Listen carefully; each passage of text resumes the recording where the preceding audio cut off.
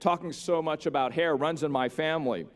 You see, it would make my grandfather smile if he heard me talking about hair today.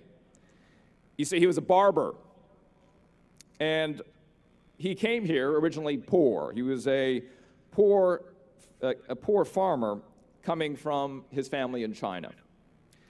And you know, machetes and thickets was his game when he was in China. Problem was, when he came to the United States in 1909, there wasn't much demand for farmers speaking Chinese. So he thought about what he knew how to do and applied it to his passion. And that answer was cutting hair. And I can see it right now, right? You know, there's my dad sitting in the kitchen in San Francisco, Grandpa practicing on him, machete style. Oof. He had 2 older brothers for a while. Well, after a while, on the barbershop wall of my grandfather's place, the pictures of local politicians and famous people, that increased. Grandpa got better, and somehow it was enough to raise 12 children. Just like a business innovates to survive, Grandpa was a personal innovator, moving to a new country where he did not speak the language and changing careers completely. I wonder what brought him to take those calculated risks. And it came down to 2 questions I believe he asked himself. If there was anything in the world I could do right now, what would that be? And if I were 90 years old and on my deathbed, would what I'm doing right now be what I'm most proud of?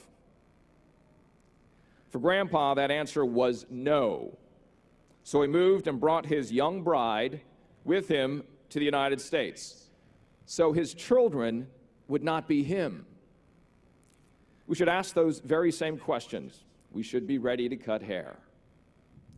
Now, a century later, there I was, just out of business school, and instead of accepting the offer from the company to pay for half of my tuition, I decided to become a news anchor in Asia. Makes a lot of sense, right? This was the phone call. It went a lot like this. Hello, Dad? Yeah, hi. So, I'm going to reject that consulting job for $100,000. Yeah, I'm going to take this anchoring job in Singapore. It's $45,000. Yeah, Yeah, I got to repay my school sponsorship, too. I am basically paying to work for them. Yep. I'm making negative $25,000 the first year. Bad. What? You're taking away my yellow card? What are you talking about? That was a conversation. 2 years later, I did join CNN. And if I could do anything in the world, it was to become a journalist, to follow a passion that started as a 13-year-old listening to a transistor radio. And the plan was to treat my new career as a business. I was a product, like a bar of soap at the supermarket. And in the process, you know, I'm looking in the mirror and I discover something for the very first time. First off, bad hair. Second, I'm Asian American. Look at that skin, those eyes, the nose. Ooh, look at that nose.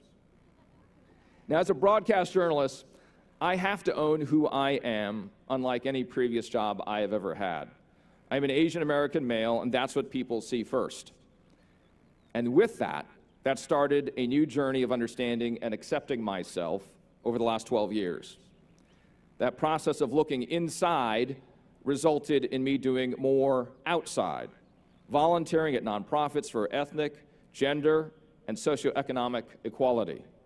And as a result, my personal and professional network expanded. I became an ambassador and spokesperson for UN Women, Plan International, and others.